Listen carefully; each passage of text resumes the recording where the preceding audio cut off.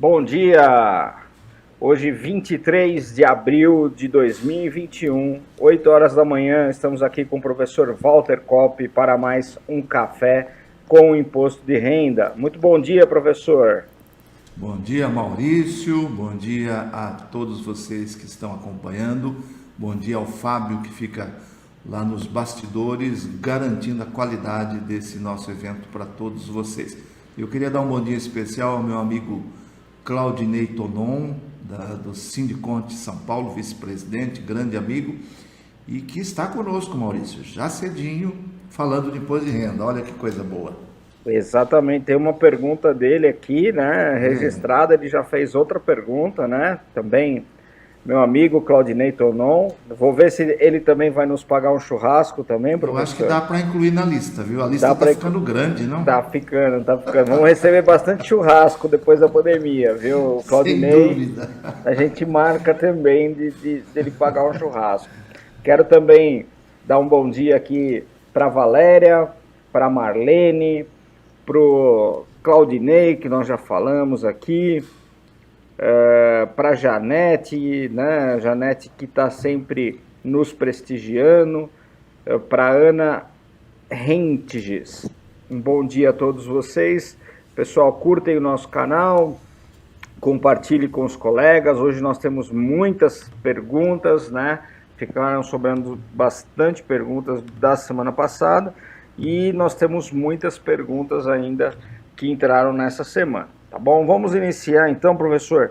Tem alguns assuntos gerais, né? Como obrigatoriedade, assuntos de cunho gerais. Então, vou começar com essas perguntas um pouco mais fáceis e depois eu vou falar um pouquinho sobre ganho de capital. Tem muita pergunta sobre ganho de capital e criptomoedas.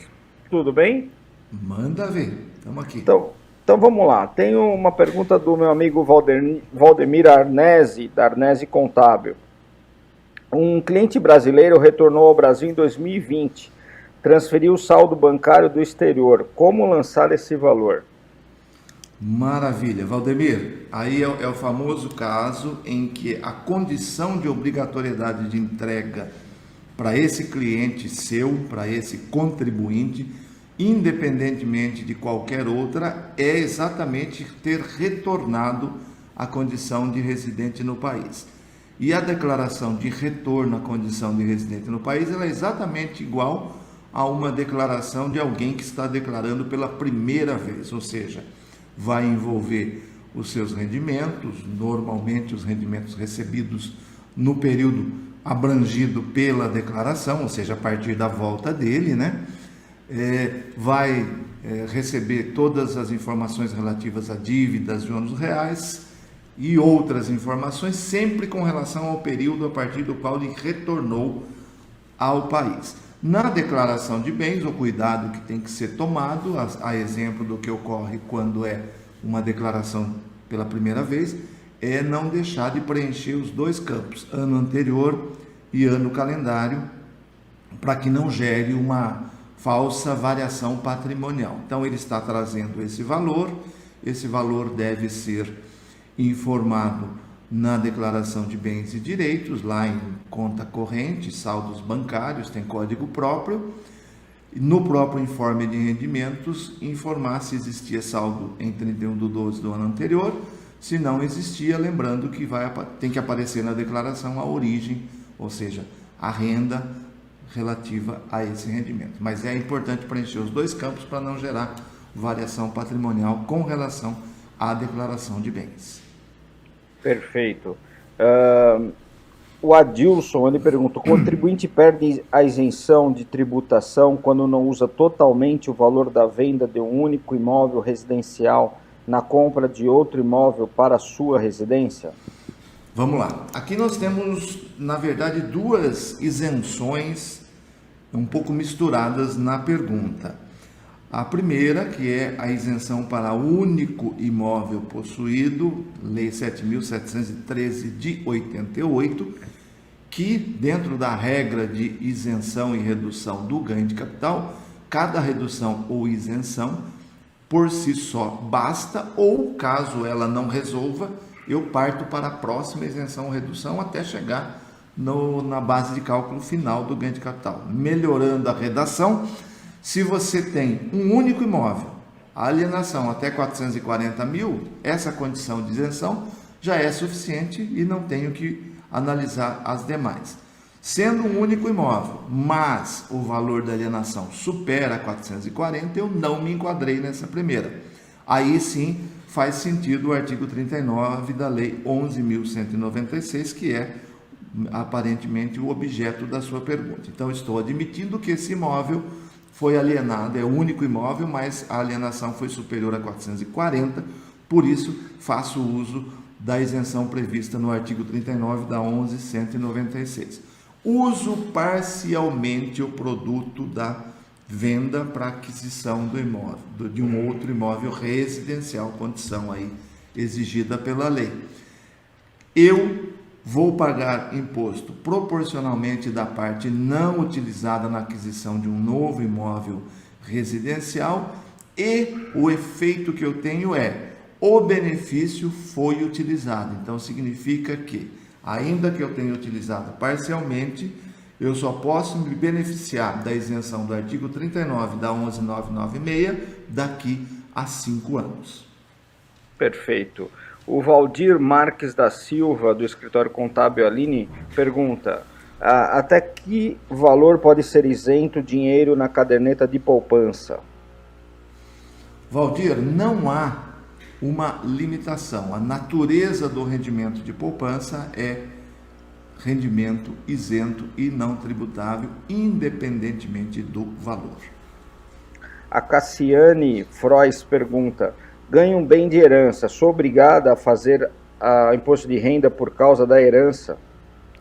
Ótima pergunta. Eu gosto dessas perguntas que parecem ser muito simples, mas que na entrelinha tem o espaço para a gente passar uma dica operacional para que se fique atento. E aí, vou puxar brasa para a sardinha, uma vez que trabalhei bastante até na redação de IN, enfim, trabalhos diversos aí, dando o meu pitaco. Aí é uma sabedoria hoje existente nas regras de condição de obrigatoriedade. Recebimento de herança, recebimento de doação, não é condição de obrigatoriedade. O que é condição de obrigatoriedade?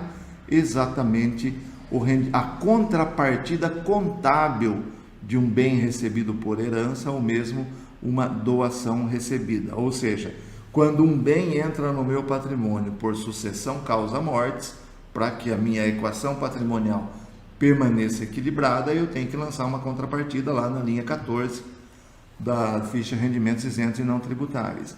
Se o valor do bem recebido e, portanto, a contrapartida, partidas dobradas, no mesmo valor, superar 40 mil, você está obrigado a entregar a declaração de imposto de renda. Obrigada, né? É a Cassiane que está perguntando. Então, a resposta é: se o bem recebido por herança for maior que 40 mil, não é o fato de receber a herança que te obriga, mas a contrapartida de um rendimento isento e não tributável, lá na linha 14 da ficha rendimentos isentos e não tributáveis, está te obrigando a entregar a declaração naquele ano. E o lado inteligente da norma isso faz com que você registre o bem na sua declaração, ainda que no ano seguinte não esteja mais obrigada à entrega. Professor, posso fazer um comentário? Claro. É o primeiro ano que eu escuto partidas dobradas em declaração de imposto de renda, né? E parabéns, viu? O Luca Pacioli deve estar aplaudindo lá de cima, lá do céu, né? E todo esse conceito aí, porque realmente o imposto de renda é partidas dobradas. Se entrou de um lado, saiu do outro. Não tem muito segredo, né? É igual a contabilidade. Exatamente. Mesmo, né? Uhum. Obrigado. Bom, a Lívia Nunes de Miranda, ela pede aqui um passo a passo da declaração de saída definitiva do país. Deixa eu fazer uma pergunta. Tem esse curso lá no Doutor Imposto de Renda? Ainda não. Ela está no escopo entre as declarações e para o assinante ela seria um módulo, né? Lógico que é um curso que ao ser lançado vai ser vendido avulso, mas o assinante tem ele incluído na sua assinatura. É uma das. Todas as declarações estão no escopo do treinamento.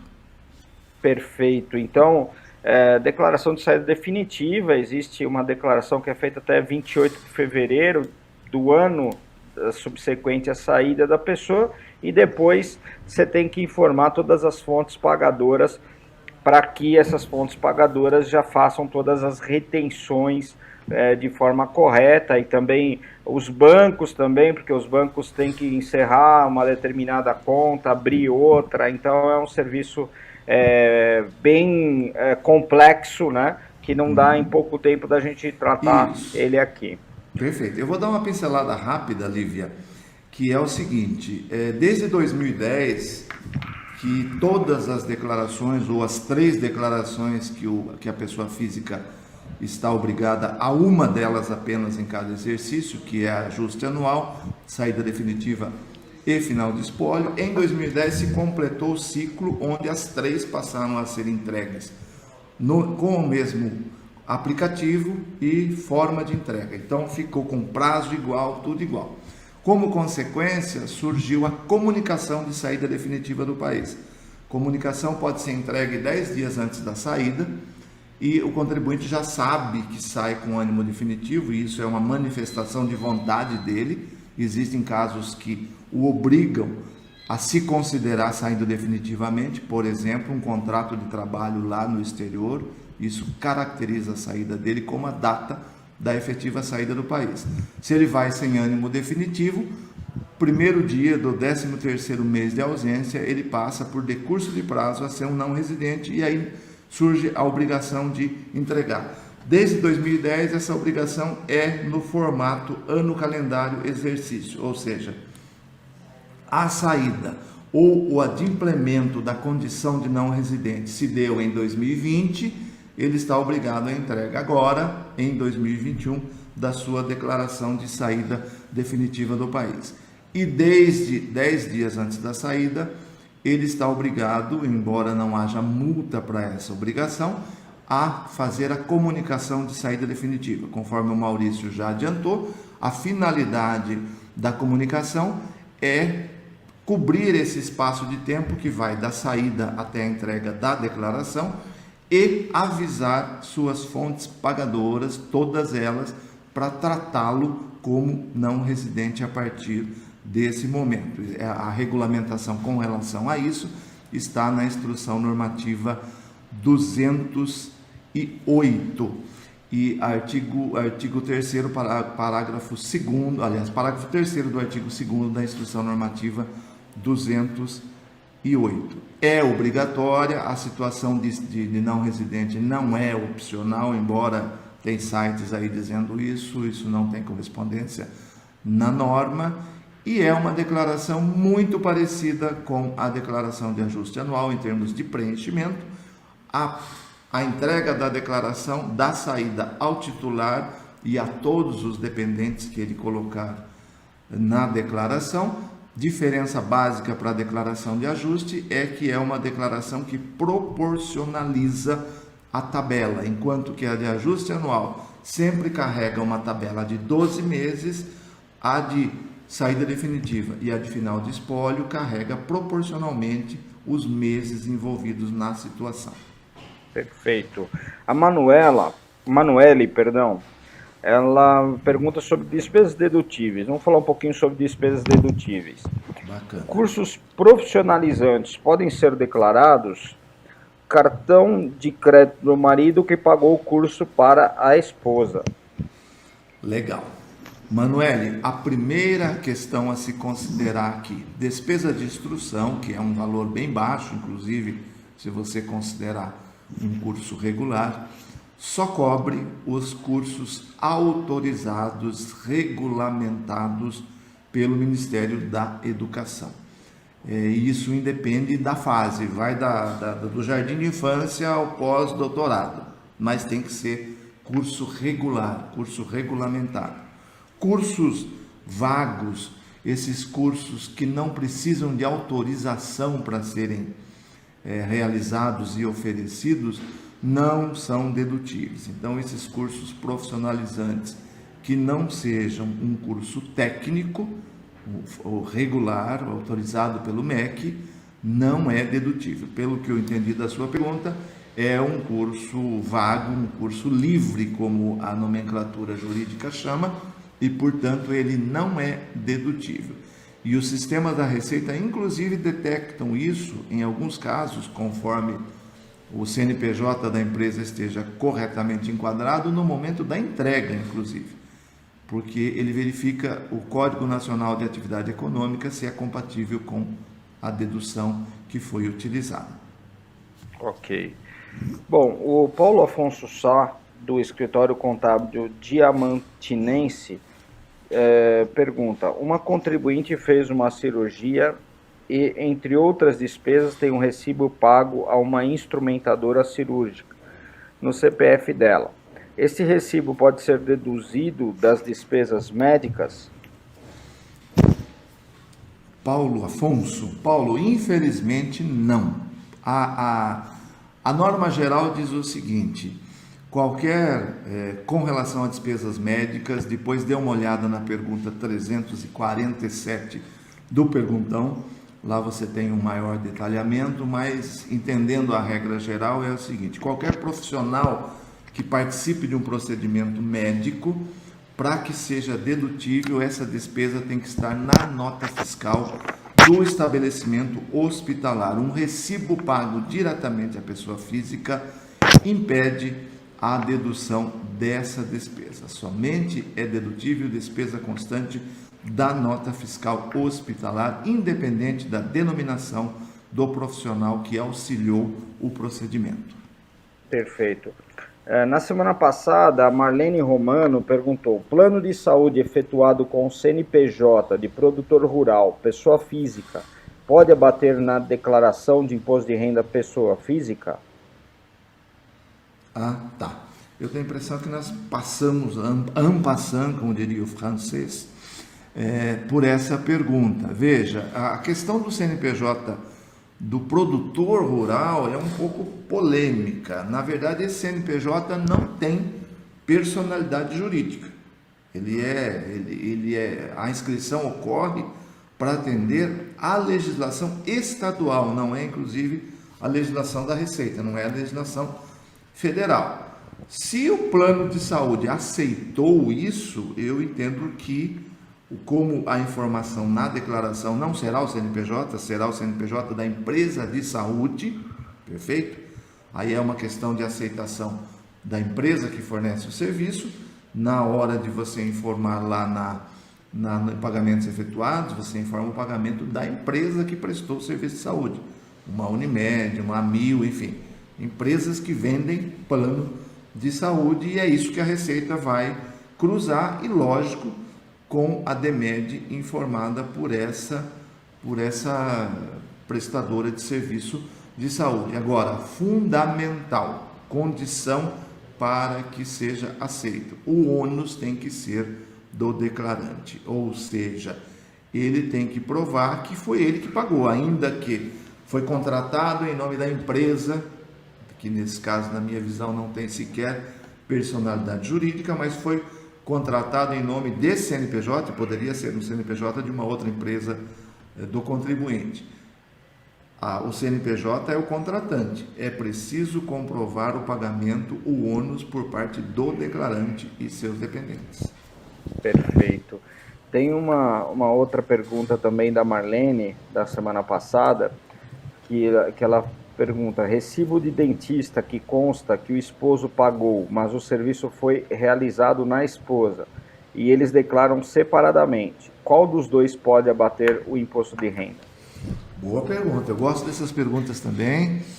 Tem filigranas aí, tem detalhezinhos pequenos aí. A questão da despesa médica, principalmente, ela leva em conta um conceito mais abrangente, que é o conceito da unidade familiar como unidade econômica. O foco do imposto de renda, isso eu gosto de insistir sempre que aparece a oportunidade, que é o foco econômico-financeiro. A parte documental serve para provar, etc, etc, mas vale o financeiro.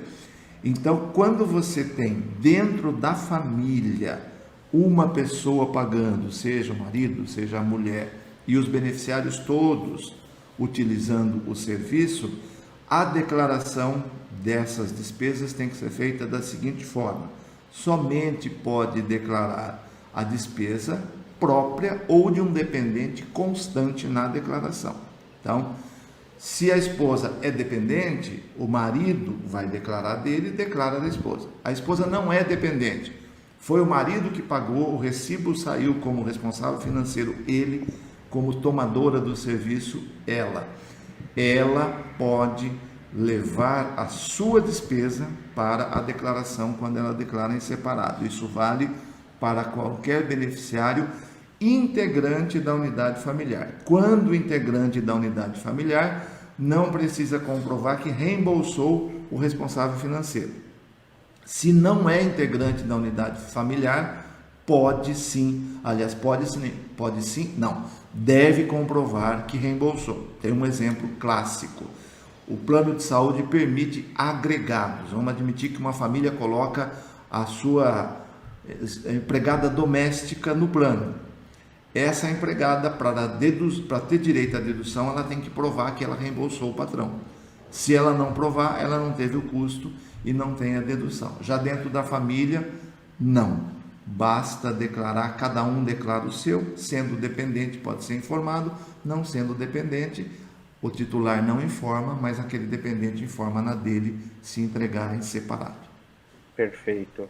Bom, tem uma pergunta aqui, antes da gente entrar na hora do cafezinho, da Valéria Silva, né? Quem já transmitiu o IR e dividiu em 8 cotas está em débito automático. Como vai ficar se for aprovado a divisão das cotas em 6? Excelente pergunta, Valéria. Bom, eu confesso que hoje de manhã eu não entrei na internet para dar aquela olhada e se tem alguma novidade que me interessaria, etc, etc. Mas desde semana passada eu fiz publicações, o podcast acabou falando da questão prorrogação. Eu estou meio sozinho numa aposta. Ontem eu vi um colega também recém-aposentado apostando o contrário, mas eu continuo mantendo minha aposta. Eu acho que vai prevalecer a prorrogação para maio. Essa prorrogação de julho vai cair. Ela não vai ser vetada na íntegra. A política a gente não dá para prever quase nada, mas a lógica. Por quê? Porque essa mudança de 8 para 6 é uma mudança que operacionalmente vai gerar um monte de dor de cabeça.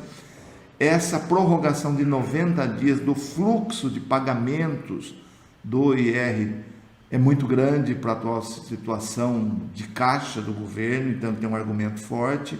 Eu fiz um artigo que, por sinal, saiu no feriadão, quarta-feira, foi a publicação, e acho que hoje ele bate 100 mil leituras, me surpreendeu, e o assunto é exatamente esse. Lá eu afirmo no final que eu estou apostando, e já me desculpe se eu errar. Na minha visão, vai prevalecer 31 de maio e, portanto, estariam mantidas as cotas. Se não prevalecer, a Receita vai ter que mexer no seu conta corrente para refletir a nova realidade. Lembrando que, também falei no podcast, eu acho, no artigo não, mas no podcast, se você hoje emitir o seu DARF do Imposto de Renda, ele está saindo 30/4. Por quê? Porque a própria Receita, eu não conseguia essa informação oficial, lógico, mas está claro para mim, ela está aguardando uma coisa ou outra. O prazo para que a lei aprovada na Câmara seja vetada ou promulgada é 5 de maio. Então, até 5 de maio fica essa dúvida. Vamos ver, bem em cima da hora que eu acho que o governo vai decidir, mas internamente já deve ter decidido. Prova de que está se aguardando a situação é que o programa não foi atualizado para emitir o DARF com data de 31 de maio. E hoje o DARF da cota única, ou primeira cota, é 31 de maio. Então, se alguém está entregando agora e está saindo o DARF 30/4, não precisa se preocupar não. Esse DARF não vence em 30/4. Hoje o vencimento é 31 de maio. Não creio que vai passar de 8 para 6, vai prevalecer o que já está valendo, porque a 9779, artigo 16, dá ao secretário da Receita, como representante do órgão, a competência legal para prorrogar o prazo de entrega da declaração, ou seja, uma lei não é necessária. Perfeito, professor. O senhor já me respondeu duas perguntas aqui da semana passada, do José Carlos Biela e da Renata Denardi, né, do DARF. Então, o DARF saindo com 30 do 4, o vencimento ele já automaticamente já está prorrogado para 31 de maio. E só um comentário aqui, né?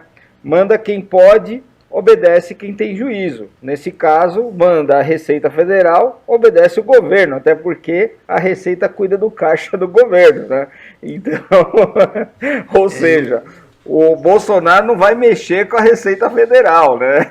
Pois é, eu usei com outras palavras, mas exatamente isso, porque a decisão vindo da Receita, ela representa a vontade do Executivo já.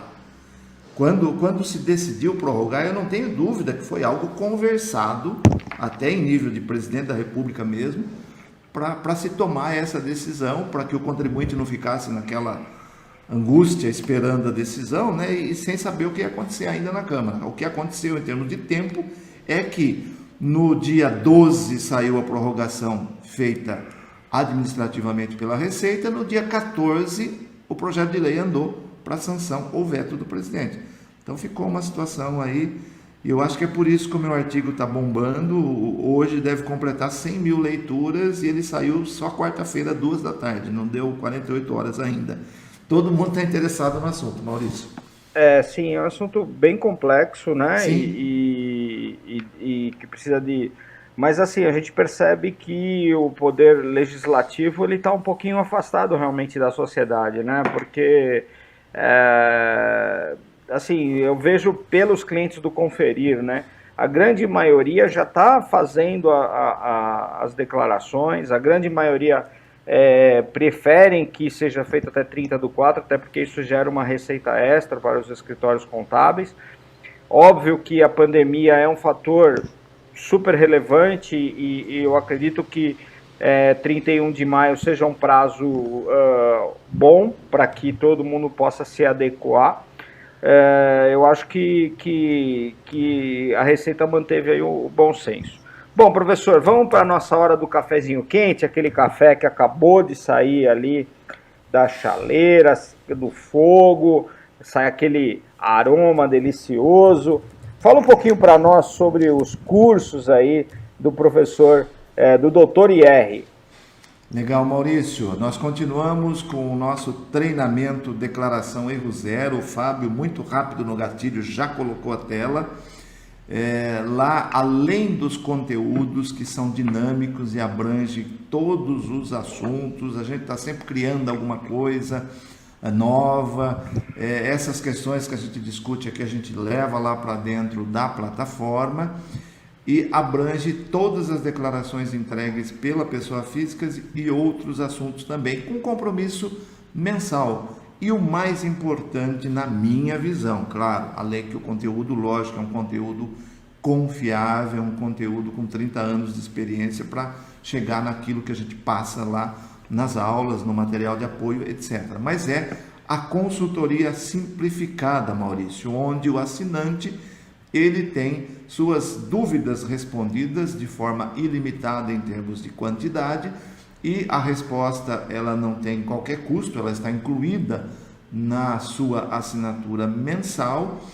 Tem um e-mail exclusivo, a resposta se dá em vídeo ou, dependendo da circunstância, no próprio e-mail, às vezes até em WhatsApp, enfim, depende da quantidade, etc, etc.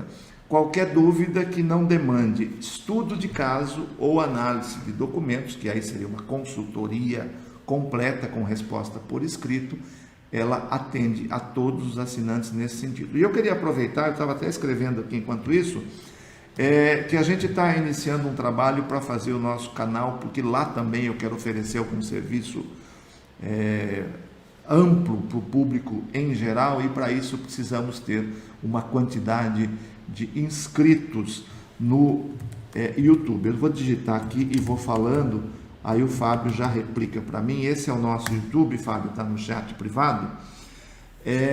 Então você que gosta de imposto de renda, que acompanha nosso trabalho, dá uma passadinha lá, tem bastante coisa. O nosso podcast tem uma versão em vídeo lá também. Se inscreva no nosso canal, porque em breve a gente quer lançar alguma novidade também no YouTube. A gente quer estar presente em todas as áreas. Obrigado, Fábio, tá aí. É só digitar /C/doutor imposto de renda que você já vai direto para o nosso canal. É isso, Maurício. Perfeito. Vamos lá, professor. Vamos aqui fazer uma pergunta da Marlene Romano. Professor Walter, fala um pouco de DME, pessoa física. Se o pai doou para o filho 40 mil para ajudar na compra de um carro, mesmo o filho precisa declarar a DME, como fica dinheiro em espécie na declaração com a DME? Lembrando que na declaração de ambos constou a doação e o recebimento em dinheiro em espécie. Como fica? Tá. Eu estava aguardando o final da pergunta porque a declaração de moeda em espécie é exatamente para isso. Não é uma transferência bancária, não é uma TED, não é um DOC, não é hoje o Pix, que é uma forma para controlar a circulação da moeda em espécie. Quem fez o pagamento em espécie tem que fazer a declaração. Eu confesso que eu não sei como que a Receita está processando, tratando isso, cruzando isso, mas é uma exigência que é feita pela Receita, mas vai muito além disso. A ideia é ter controle sobre montantes de dinheiro que circulam em espécie, porque obviamente isso falo como auditor fiscal aposentado. Numa declaração, quando você abre e olha e vê lá um valor significativo como dinheiro em espécie, a luzinha amarela acende, né, Maurício? Hoje em dia você sabe, com toda a tecnologia, alguém guarda 500 mil reais em moeda dentro de casa? Se guarda, em termos de legislação, é uma luz amarela dizendo que tem coisa errada aí. Ninguém sai com um saco de dinheiro e vai para o banco porque ele vai ser roubado. Então é importante que seja cumprida a obrigação de informar, e na declaração de imposto de renda a transação não muda. A DME é uma obrigação desvinculada da declaração de imposto de renda. O valor 40 mil ele pode obrigar a pessoa a declarar, mas faça a DME dentro do prazo, porque inclusive tem multa pela não entrega. Ok. Vamos falar um pouquinho sobre espólio, e aí a gente faz uma pergunta do nosso amigo Claudinei Tonon aqui. Bom dia, o falecimento ocorreu em 2020, não foi encerrado ainda o inventário. Nessa declaração, a parte da meira já lança na declaração dela ou mantém como estava até o final de espólio? Olha, Claudinei, como ainda não encerrou, é aquela velha história que eu não consigo não voltar a ela. Eu acho que essa nomenclatura que a própria Receita usa de declaração inicial de espólio, declaração intermediária e declaração final, só ajuda a confundir. Para mim, declaração de espólio é só a final. E a obrigatoriedade surge do fato de, na data da morte, existir bens a inventariar.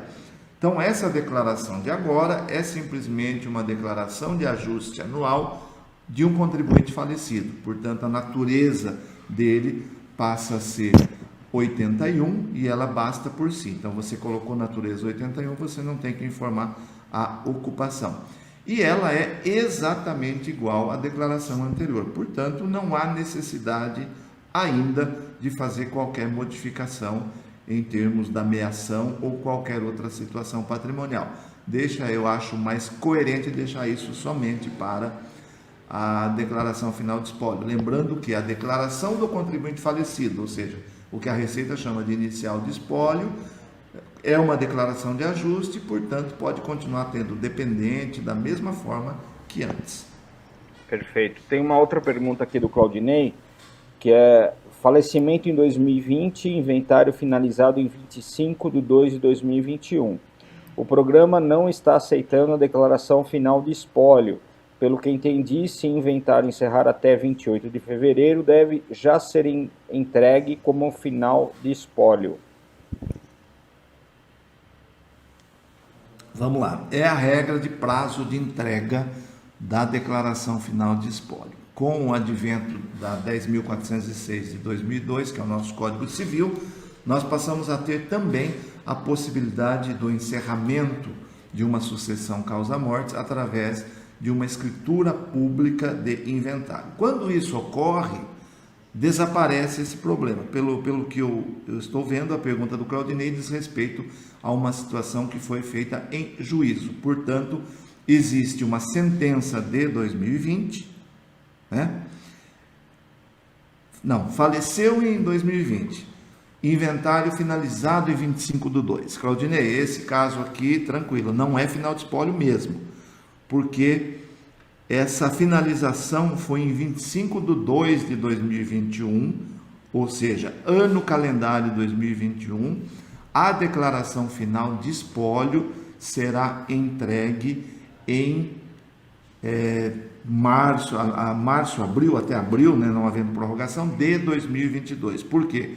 É o formato ano calendário exercício. Então, a sentença saiu em 25/2. Se ela saiu em 25/2 de 21, a final de espólio somente será entregue em 2022 e o programa está correto em não aceitar. A regra de 28/2 é a sentença ter saído em 2020 e o trânsito em julgado dela até o último dia de fevereiro.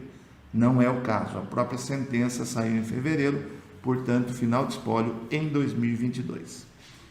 Ok. O César Machado, ele faz uma pergunta muito semelhante, né? Apenas para deixar registrado aqui a pergunta dele. Deixa eu ver se tem mais alguma aqui de espólio.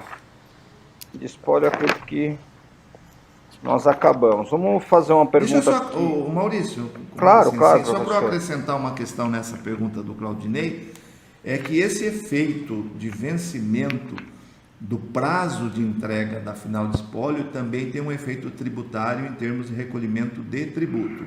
Caso essa transmissão causa-mortes tenha atualizado bens e direitos e tenha calculado o ganho de capital, o ganho de capital por atualização a valor de mercado, artigo 23 da Lei 9.532 de 97, vence junto com o prazo de entrega. Então, significa que esse caso que encerrou em 25/2, caso haja imposto pela atualização dos bens transmitidos, também esse imposto vai vencer lá em 30/4 ou último dia útil de abril de 2022. Tem mais uma pergunta aqui de espólio do Claudinei Tonon. Claudinei Tonon já pede a música aqui, né? 3 perguntas, já pode pedir música. Casamento com comunhão parcial de bens, falecimento do cônjuge. Enquanto não sai o inventário, faz declaração dos dois e já traz para a meeira a sua parte? Olha, eu vejo que é a mesma situação anterior, né? Até parece ser a mesma pergunta. Como essa primeira declaração ainda é uma declaração de ajuste anual, cujo titular, a Receita inclusive passou a chamar como situação cadastral no CPF, titular falecido, é opcional. Eu faria exatamente como era antes e deixaria todas as alterações para a final de espólio.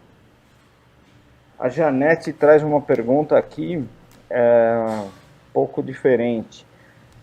Quando o contribuinte tem 2 CPFs e está entregando 2 declarações, como proceder o cancelamento? Puxa vida. É uma situação... Olha, um CPF ele podia usar para comprar, né? E o outro para, né? Então ele só usa para comprar, não precisa pagar, né? É uma situação muito estranha essa. Isso acontecia muito até 2008, acho que foi 2008 que parou de existir a declaração anual de isento, né? Ficou por 10 anos praticamente a declaração, com o objetivo exatamente de eliminar essas situações, ou seja, dar uma melhorada na qualidade da base. Isso aí é um problema sério. Primeiro, tem que se providenciar urgentemente o cancelamento de um dos dois. Não existe, isso aí é uma ilegalidade muito séria. Lógico que aí deve ser um erro, obviamente, mas é uma situação que gera um indício de ilegalidade. Não pode, não existe. CPF é único, com todo o cuidado tem que se buscar verificar qual CPF, existem bens imóveis, principalmente registrados, porque na hora de cancelar o correto, né? Cancelar aquele que não deveria existir. Mas essa situação não pode existir. Declaração é apenas uma, ele é uma única pessoa, não pode entregar duas declarações e é um risco aí de investigações até mais sérias em cima. A gente sabe que esse caso deve ser erro cadastral que acabou passando aí, mas é preciso regularizar urgente. Perfeito. Tem uma pergunta aqui do meu amigo Luiz Paulo Macedo. Ele pergunta: deixou de receber aluguel para o locatário efetuar beneficiamento no imóvel. O proprietário pode considerar esses benefícios para aumentar o valor do bem? Oferece tributação mesmo sem ter recebido? Ótima pergunta. Eu não vou lembrar o número da pergunta lá no perguntão, mas essa situação é tratada no perguntão. E como está havendo uma compensação, ou seja, o locatário promoveu a reforma em troca de alguns meses de aluguel. É isso, né? Ele não está pagando. Então, para o locador, para o proprietário, é aluguel recebido. Então, para que o beneficiário da reforma, do benefício de melhoria no imóvel, possa agregar esse valor, claro, ele tem que lançar e tributar o aluguel, ainda que tenha sido pago pelo locatário. Então, ele lança normalmente o seu carnê-leão pelos valores dos meses que ele, entre aspas, trocou pela reforma feita e pode agregar esse valor ao bem. Ok, ótimo. Bom, vamos falar um pouquinho, antes de entrar aqui sobre ganhos de capital, que tem muitas perguntas de ganho de capital e sobre criptomoedas, agora é hora do pãozinho quente, né? Aquele pãozinho que chega ali da padaria, você passa aquela manteiguinha em cima, um cafezinho com leite, né? E aí, né? Bom, pessoal, faltam aí 37, 38 dias para fazer a declaração de imposto de renda, né? E já imaginou, faltando ali 10 dias para acabar a declaração de imposto de renda e dar um pau no seu servidor ou na sua máquina, você perde todas as suas declarações de imposto de renda? O que pode acontecer? Você ter que refazer as declarações sem ter feito nenhum backup?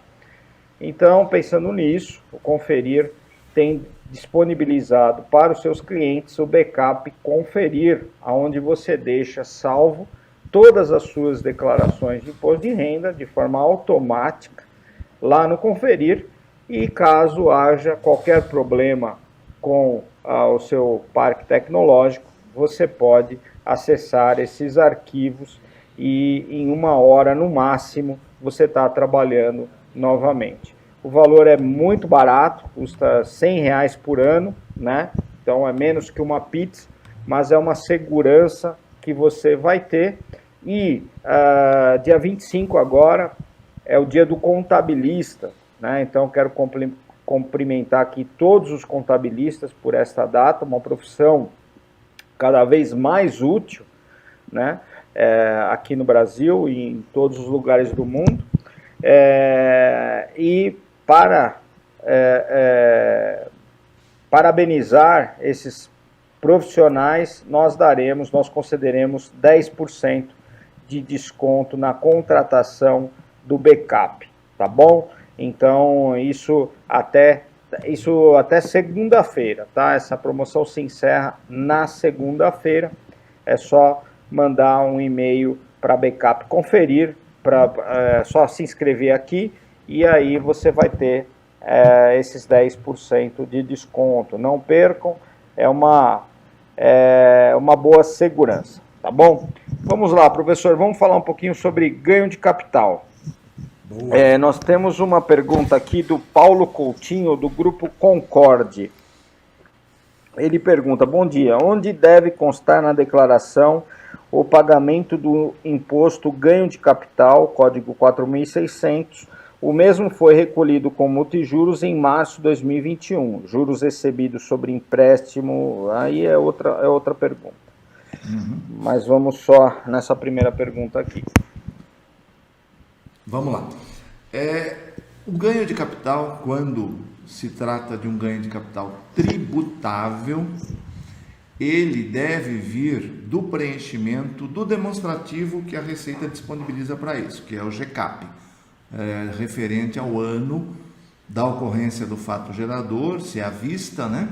Ou referente ao ano de recebimento da parcela, quando a venda foi parcelada. Então, lá na ficha, no demonstrativo de apuração de ganho de capital que você efetuou, existe uma aba que você faz o cálculo do imposto. Nessa aba, lá na última linha, você tem a apuração do imposto e o cálculo em seguida, são duas colunas. Na última linha, você informa o imposto pago. Se esse imposto foi pago em atraso, lá você informa o valor original dele, você não informa acréscimos. O que vai acontecer? Você vai gerar o arquivinho, vai lá em ferramentas, gera o arquivinho para o IRPF e você importa no IRPF diretamente ou na ficha importação e automaticamente o sistema vai distribuir na declaração do ano seguinte ao do recebimento daquela parcela ou do valor, vai distribuir o imposto pago como informação, o rendimento tributado exclusivamente na fonte, menos o valor do imposto como renda, as reduções e isenções como valor isento, e você só tem que fazer manualmente na declaração de ajuste a baixa do bem lá na sua declaração de bens, onde você informa que vendeu para tal pessoa, CPF tal, ou CNPJ tal, e zera a coluna ano calendário. Perfeito. Temos a pergunta também da Marlene Romano, da semana passada. Ela pergunta: ganho de capital, como fazer? Comprou o apartamento pelo valor de 155 mil financiado. Até 31/12/2019, pagou 131 mil. Vendeu em 2020 pelo valor de 248 mil. Recebeu o valor de 40 mil em 2020 e 43 mil em 2021. Consta no informe do rendimento 71 mil parcelas pagas em 2020. Não entendi muito bem a pergunta. Mais ou menos eu entendi, mas teria que botar no papel e analisar para a resposta ser 100% correta. Então, vou dar a orientação de como tem que ser feito. Se o bem é financiado, o segredo está na forma que você declara a composição do custo desse bem. Como está sendo vendido ainda antes de terminar o financiamento, você tem que apurar eventual ganho de capital entre o valor que vai ser recebido para você, caso seja transferido alguma dívida, né? Se a dívida vai ser quitada por você, o valor da quitação você soma aquilo que já tinha informado como custo, ou seja, qual é o custo do seu apartamento? Entrada com recurso próprio no ano em que foi feita a aquisição e parcelas pagas em cada ano, esse é seu custo. O valor da venda, aquilo que efetivamente vem para você, menos esse custo que você tem acumulado dos anos anteriores, vai dar eventual de ganho de capital. Parcelas pagas, o próprio sistema GCAP cuida, você informa lá que a venda foi a prazo ou prestação, sim, lembrando que muita gente acha que essa perguntinha lá do GCAP está errada e que prazo e prestação seriam a mesma coisa, mas não é. Venda a prazo, você vai me pagar em uma única parcela daqui 2 anos, isso é uma venda a prazo. E venda a prestação significa que você vai pagar parcelas ao longo do tempo até quitar a sua dívida. Ok, muito bom. Nós temos uma outra pergunta aqui também da Gerencial Auditecom. referente a ganho de capital. Vendi um imóvel em 2018 utilizando a hipótese de isenção de venda de um único imóvel até 440 mil. Continuo tendo um único imóvel e vou vender por 450 e comprar outro por 455. Neste caso, não posso mais usar a hipótese de um único imóvel por não ter passado 5 anos. Posso então usar a hipótese de aplicação do valor em 180 dias? Se ficar com um pouco do valor, uns 75 mil reais, e financiar esta parte, tenho que pagar sobre este valor? Perfeito, a resposta já praticamente está aí junto com a própria pergunta. Conforme eu disse numa intervenção há pouco, falando das isenções e reduções, elas funcionam de forma independente. O caso dele está bem claro, 440 mil, único imóvel possuído, se nos últimos 5 anos não houve qualquer outra alienação tributada ou isenta. Então, o caso dele já está claro, ele usou o benefício, então, único imóvel ele não tem mais. Entretanto, a isenção do artigo 39 da 11.196 é totalmente independente. Basta que o imóvel vendido seja imóvel residencial e o imóvel comprado seja imóvel residencial, e isso ocorra em até 180 dias contados como termo inicial o contrato ou qualquer manifestação de vontade entre as partes, comprador e vendedor, e o pagamento do imóvel adquirido. Como ele está dizendo que vai usar parcial, a parte não utilizada é tributável e o próprio aplicativo GCAP, mediante a informação correta desta situação, vai proporcionalizar e fazer o cálculo. Lembrando que, pela pergunta, ele usou o benefício do 440, está dentro dos 5 anos ainda. Agora, ao usar o benefício do artigo 39 da 11.196, ele passa também a contar mais 5 anos, ou seja, esses dois benefícios nos próximos 5 anos ele não poderá utilizar novamente. Perfeito. Tem uma pergunta aqui da Tatiane, da Simplifica aí. Como atualizar o valor do imóvel quitado por morte no espólio sem ganho de capital? Pergunta boa, hein? Essa possibilidade não existe. A atualização de um bem por sucessão causa-mortes, ela é opcional, a regra geral é: o bem é transferido para herdeiros e legatários pelo valor que constava na declaração do falecido na data da morte. Essa é a regra geral. O artigo 23 da 9.532 de 97 permite que se atualize este valor mediante a apuração de ganho de capital. Portanto, a alteração do valor obriga a apuração. Apurar não significa que vai dar imposto. Por quê? Porque se você faz a apuração, você tem direito a todas as isenções e reduções que a gente já falou em respostas anteriores aqui. E a idade do imóvel, acho que é imóvel, né? A idade do imóvel que está sendo transmitido, ou seja, quanto mais antigo ele for, menos imposto ele vai pagar, porque ele tem a redução do artigo 40 da 11.196, que começa em 1º de janeiro de 96 e segue até hoje. Então, nessa transferência, pode ser que dê um imposto muito pequeno ou até não dê imposto, mas tem que ser calculado. O que permite que o valor seja passado ao beneficiário atualizado é exatamente o cálculo do ganho de capital. Perfeito. O Paulo César de Melo Mendes, da UNB, pergunta: imóvel, fruto de bem do casal, quando a separação e com a venda apura-se ganho de capital, o IR fica com quem? É dividido entre casal metade para um e metade para o outro, ou fica com o cabeça do casal, homem ou mulher, para pagar? Perfeito. Essa figura, cabeça do casal, ela não existe mais na legislação. Hoje a gente tem o titular da declaração e o dependente, né? Na separação, aqui está dando a impressão que se vende o imóvel antes de encerrar o processo de dissolução da sociedade conjugal e se divide o valor. Para mim, não sei se você entendeu dessa forma, Maurício, mas eu estou entendendo que é dessa forma. Então, vou falar o que poderia ser, caso não seja esse o entendimento meu, esteja errado, mas estou vendendo antes da dissolução lá no papel, no cartório ou em juízo, eu vou vender o bem, é o mesmo caso da venda de um bem durante o inventário, é a mesma coisa.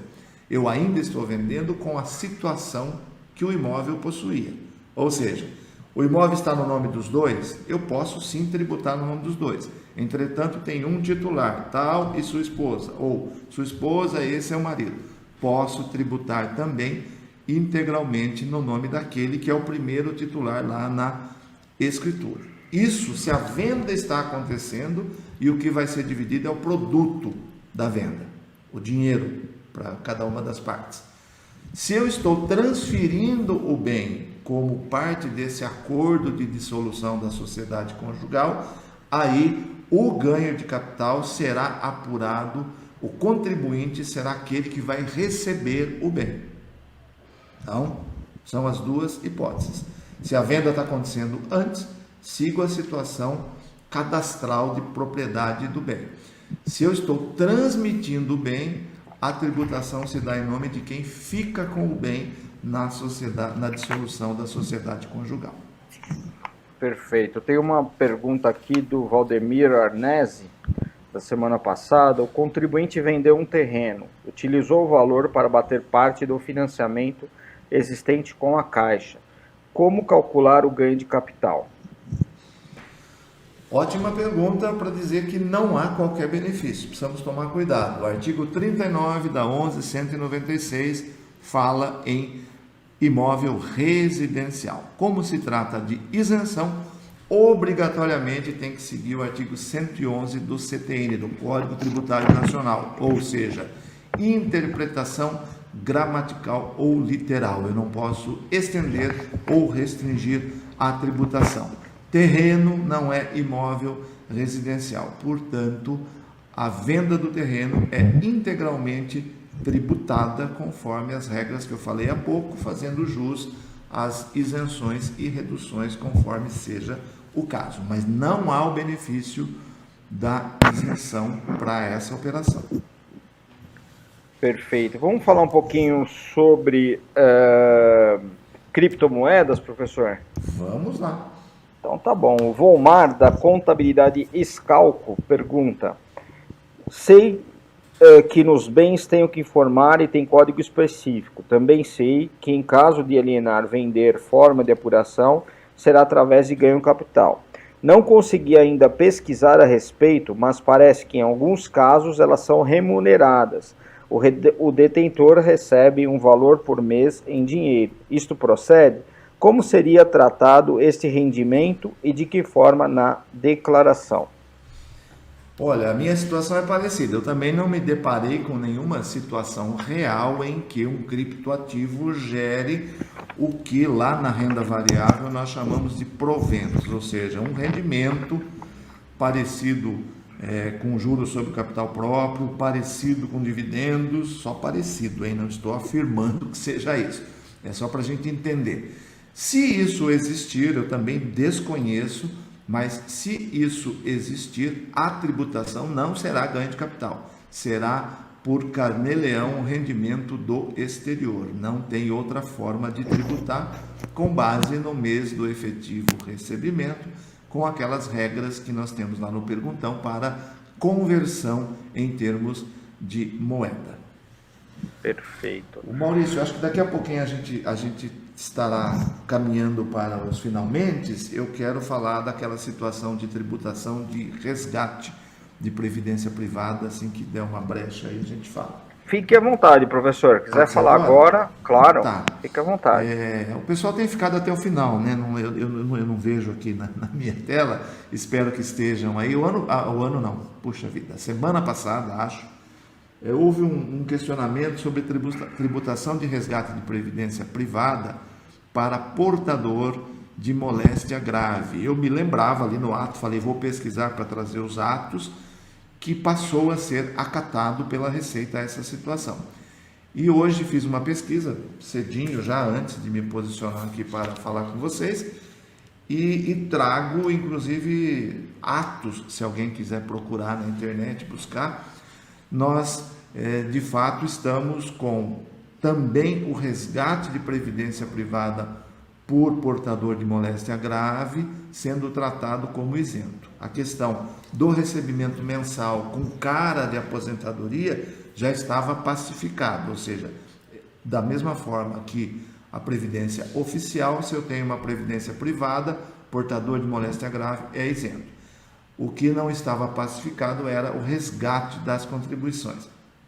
Nós tivemos posicionamentos da Procuradoria-Geral da PGFN, Procuradoria-Geral da Fazenda Nacional, e em 18 de novembro, eu fiz uns apontamentos aqui, 18 de novembro do ano passado, a segunda turma do CARF reformou uma decisão anterior deles, onde 2 conselheiros tinham votado a favor do fisco, votaram a favor do contribuinte, exatamente porque existe posicionamento da Procuradoria-Geral para que a Receita não conteste, não recorra, não lance essas situações. Em outras palavras, artigo 19 da Lei 10.522 é um caso que caminha para ser pacificado no sentido de não tributar. Situação prática para o declarante: declare como isento, mantenha a documentação, em caso de malha, comprove. Quem quiser anotar, existe o despacho 348/2020 da PGFN, despacho 348/2020 da PGFN, tratando do assunto, nota CEI 50 de 2018, também tratando do mesmo assunto. Tivemos já diversos julgamentos ocorridos de 2018 para cá, e hoje a Receita não lança, não recorre em relação a isso. Se for para malha, é apenas questão de cruzamento, basta comprovar documentalmente do que se trata. Perfeito. Bom, voltando aqui a criptomoedas, o Vantuir, da Contágio Consultoria Contábil, como declarar os ganhos com investimentos em criptomoedas? Perfeito, vamos retomar a pergunta anterior. O ganho com criptomoeda é um caso de ganho de capital, regra geral para bens móveis, ou seja, alienações de até 35 mil em cada mês são consideradas bens de pequeno valor e, portanto, isentas. Passando desse valor de 35 mil, cai na regra geral, que vai de 15% a 22,5%, conforme aquela tabela do próprio ganho de capital. A apuração se faz através do GCAP, não tem uma operação específica, vai para bens móveis, e o segredo é o controle do seu estoque. O estoque de criptomoeda, ele é controlado de forma similar ao que se controla a aquisição de ações e de cotas de fundos de investimento imobiliário, ou seja, você controla seu estoque por custo médio ponderado. No momento da venda, quantidade de ativos vezes custo médio é o seu custo e você apura ganho de capital. Qualquer outro valor, independente da denominação, que não seja a venda, é carnê-leão, como a gente citou numa resposta anterior. Eventual rendimento que não seja a alienação do ativo não é ganho de capital. A Juliana Peçanha, da Escape Contabilidade. A base de cálculo para apuração do imposto para efeitos de criptomoedas é o rendimento que é depositado na conta corrente da pessoa física. Esse rendimento é o mesmo que valor de venda? Somente os extratos de conta corrente demonstrando as transferências dos rendimentos serão suficientes para comprovação perante a Receita Federal como prova dos cálculos do imposto? Boa pergunta, complexa, até por não ser um mercado regulado. Se fosse um mercado regulado, por exemplo, renda variável, eu tenho lá a minha nota de corretagem. Hoje está mais estruturado, a Instrução Normativa 1888, ela também trouxe algumas normas, tal, mas é importante que além a transação financeira é fundamental, o crédito na conta, mas que eu tenha também algum documento, meu nariz está querendo sangrar, xarope, que eu tenha, além do crédito em conta, eu tenha um documento que me prove o que eu estou vendendo, que ativo, enfim, o equivalente à nota de corretagem. Então, a intermediadora que você utilizou, a corretora de criptomoeda, precisa te entregar algum documento. Esse documento que vai dizer quantos ativos, que tipo de ativo você vendeu, o valor da venda, mais a transação financeira, que é o crédito na sua conta corrente, é a comprovação suficiente para a Receita. Lembrando que despesas havidas nessa alienação são dedutíveis. Você tributa o valor líquido recebido. Perfeito. A Tânia de Cássia Linhares de Souza, da Vilela Contabilidade, ela pergunta, com relação a criptomoedas, se o investidor compra bitcoins, por exemplo, e compra e vende em bitcoins, o ganho será calculado apenas ao final, quando acontecer o retorno em reais? Deixa eu ver se eu entendi. Ele realiza operações em Bitcoin, né? Em bitcoins. Ele compra e vende em bitcoins. Ou seja, o estoque dele permanece em Bitcoin. Sim. Olha, eu gosto, eu faço essa brincadeira porque tem coisa que você teria que parar, pensar, pesquisar, raciocinar. Então eu vou usar o SMJ, salvo melhor juízo. O meu entendimento é que esse tipo de operação afeta, e esse é o cuidado que tem que ter, eventual custo médio ponderado, porque você está tendo transações sem converter para reais, sem realizar o ganho, que enquanto você não converte para reais, não vende, você não realizou o ganho, então não aconteceu o fato gerador do ganho de capital. Entretanto, essas operações podem fazer com que você mude o custo médio ponderado do seu estoque. Então, entendo que SMJ, salvo melhor juízo, isso afeta apenas o custo médio ponderado do estoque, mas não há fato gerador do ganho de capital. Perfeito. Bom, professor, estamos aqui, faltam 10 minutos para a gente finalizar, né? Hoje vamos até 9h15, né? Então vamos fazer rapidamente aqui as perguntas que o pessoal deixou aqui no chat. Bom, começando aqui pelo Renato de Paula Leite, proventos de ações é tributado de imposto de renda? Ótimo. Mercado de renda variável, hein? Hoje eu tenho uma reunião sobre o nosso treinamento de renda variável para a gente definir datas, e no próximo cafezinho, Maurício, a gente já terá data efetiva desse treinamento premium que a gente está lançando. Provento. O provento mais conhecido de todos nós é o dividendo. O dividendo, ele é isento desde 1º de janeiro de 96, Lei 9.249 de 95, porque é uma distribuição de lucro. O dividendo nada mais é do que um pedacinho do lucro que a companhia da qual você é detentor, também de um pedacinho de capital através das ações, distribui proporcionalmente ao quanto você possui do capital. Então, sendo dividendos, hoje dividendos são isentos. Se tratar de juros sobre capital próprio, ele é tributável, tributação exclusiva na fonte, é tabela, mas é tributação exclusiva na fonte, e você declara apenas o valor líquido. Isso, lógico, você receberá um documento provando o valor desse crédito. Perfeito. O Luiz Paulo Macedo pergunta, brasileiro com conta corrente no exterior, como informar os saldos em 2019 e 2020? E a variação cambial significativa deste ano, lança como? Legal. Existe código específico lá na declaração de bens para saldo bancário de conta corrente no exterior. A variação cambial, que este ano foi significativa, vai impactar o patrimônio do contribuinte e precisa ser lançado.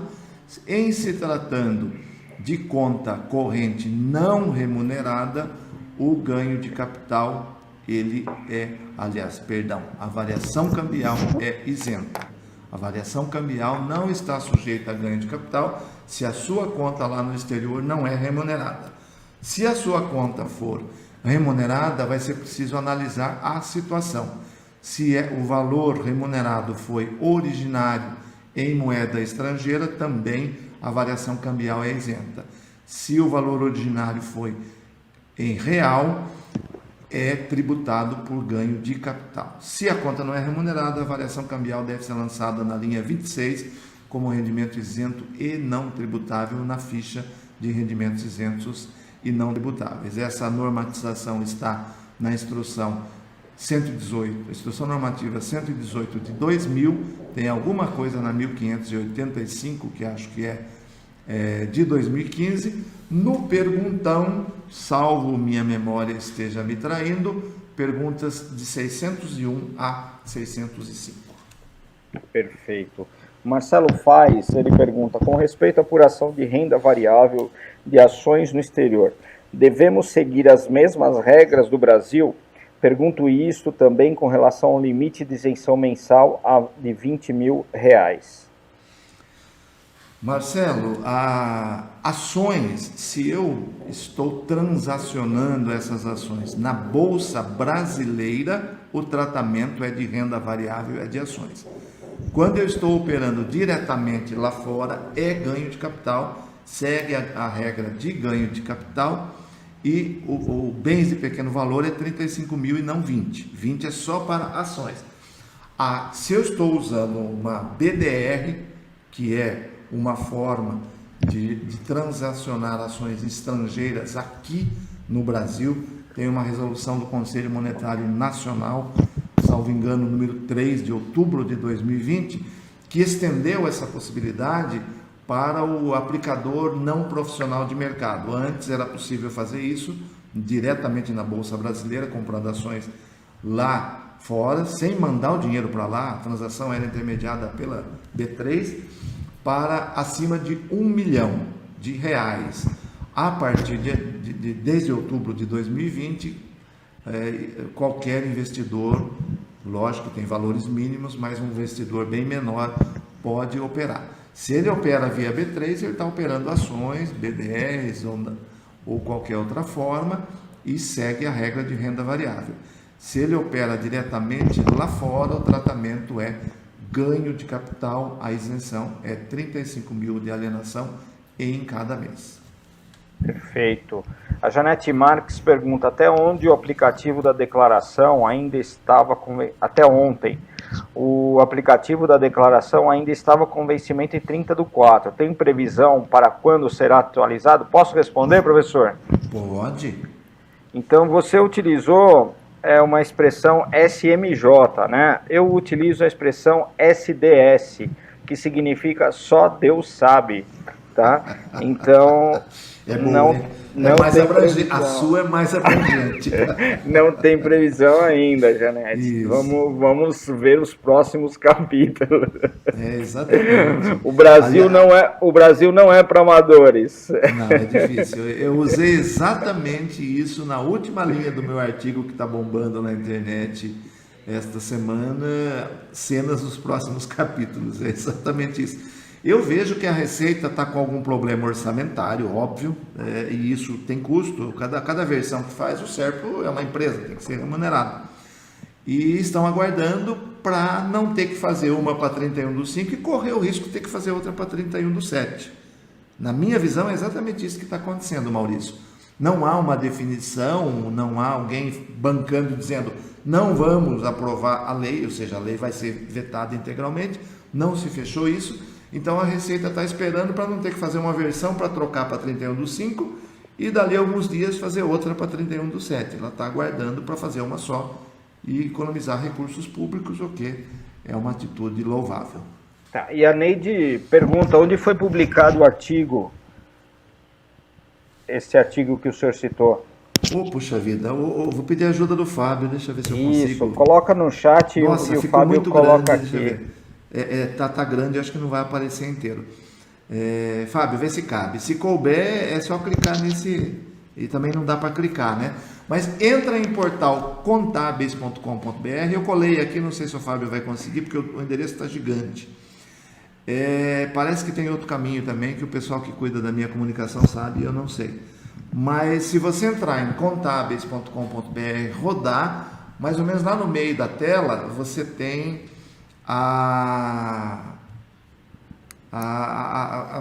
um quadro com os articulistas. Eu acho até que eu consigo mostrar isso, né? Consigo, né? Deixa eu ver. Sim, nós vamos colocar no chat aqui do YouTube e do Facebook, nós vamos colocar esse link no chat e aí o pessoal já acessa, tá? Nós temos mais algumas perguntas, né, que o pessoal acabou fazendo. Tem uma pergunta aqui, na verdade, do Valdemir Arnese, sobre aquele caso, professor, do terreno vendido, né, que ele colocou que estava situado em condomínio residencial e foi adquirido para construção residencial. Lembra daquele caso? Tá, legal, foi bom voltar. Valdemir, isso não muda a situação pelo seguinte: um imóvel se torna residência no momento em que ele tem o seu habite aprovado pela prefeitura. Enquanto isso não ocorre, ele é um potencial imóvel residencial, mas ainda não é. Então, ele não muda nada o fato de ser uma área exclusivamente residencial, mas o conceito de residência é ou imóvel na planta, aquele conceito de incorporadora e construtora, onde ela vende antes e constrói depois, somente neste caso, ou sendo um imóvel particular, a partir do momento que sai o habite, é imóvel residencial.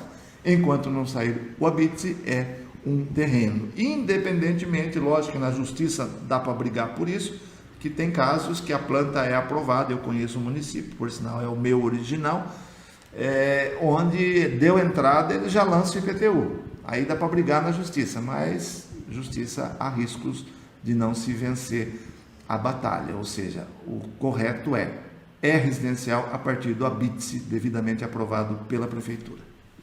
Perfeito. Bom, pessoal, estamos finalizando mais um café com imposto de renda.